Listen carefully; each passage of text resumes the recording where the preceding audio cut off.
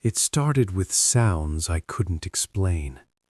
At first, I told myself it was just the house settling. You know the kind of noises old homes make. A creak here, a soft knock somewhere in the walls. But these weren't random. They happened at the same time every night, around 2 a.m. A soft movement, then footsteps, very slow footsteps, like someone carefully trying not to be heard. The first few nights I stayed in bed, staring at the ceiling, listening, my heart pounding harder with every step I thought I heard. Finally, one night I got up. I walked through the house. Kitchen, living room, bathroom. Nothing. No open doors, no broken windows, no sign anyone had been inside. Still, the sounds kept coming. Every night, same time, same slow movements somewhere behind the walls. After 2 weeks of barely sleeping, I did what anyone would do. I bought security cameras. Not one, 4. One in the living room, one in the kitchen, one facing the hallway, and one pointing at the back door. If someone was somehow getting inside my house.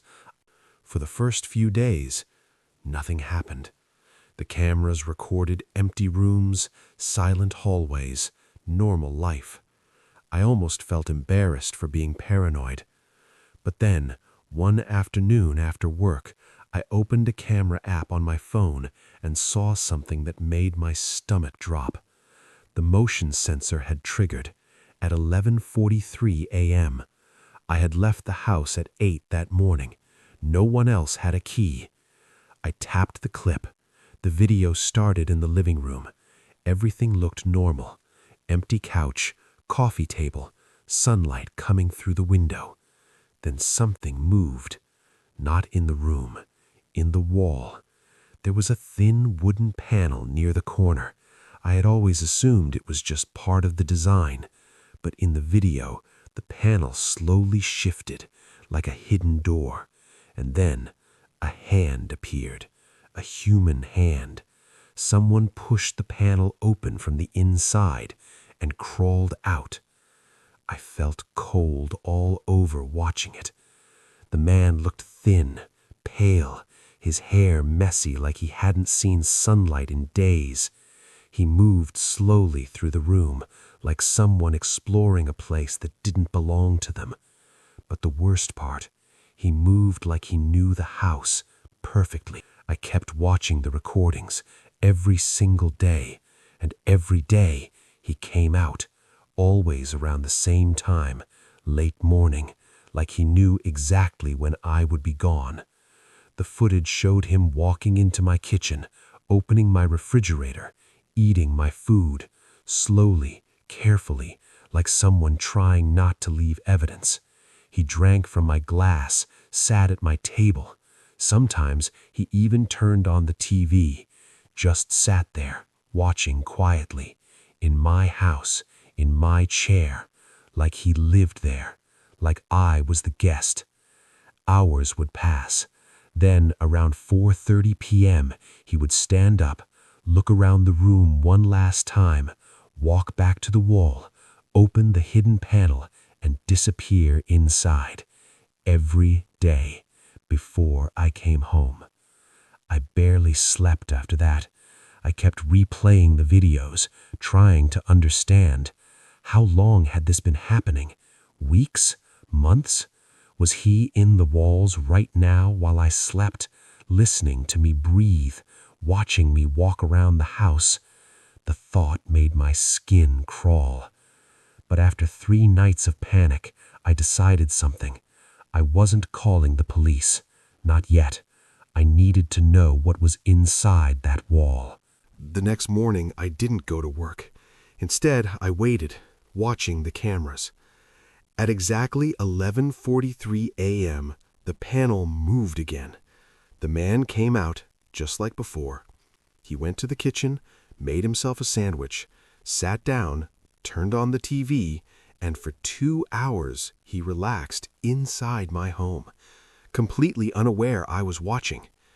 When he finally returned to the wall, I drove home immediately, my hands shaking on the steering wheel. The house looked normal from the outside, too normal. I walked inside slowly, heart pounding, and there it was, the panel, exactly where the video showed it.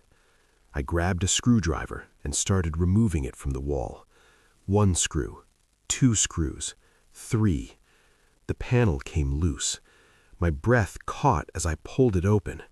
Behind it was a narrow, hidden space, just big enough for a person to crawl through. I grabbed a flashlight and looked inside. Nothing.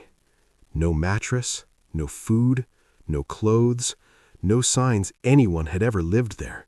Just dust and empty dark. I stood there for a long time, just staring at the empty space, trying to make sense of what I was seeing. Because the video was clear. I had watched it dozens of times. Someone came out of that wall. Someone walked through my house. Someone ate my food. But the crawl space was empty.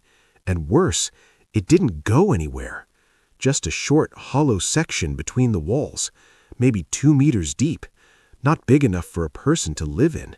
Not even close. That night I couldn't sleep.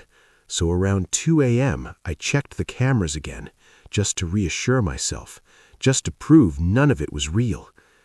And that's when I noticed something strange. A new recording, triggered 5 minutes earlier. I tapped the video. The camera showed my living room. Dark, silent. Then, the panel slowly opened. My chest tightened. Someone crawled out. But this time, the camera caught his face clearly, and the moment I saw it, every breath left my body, because the man coming out of my wall was me.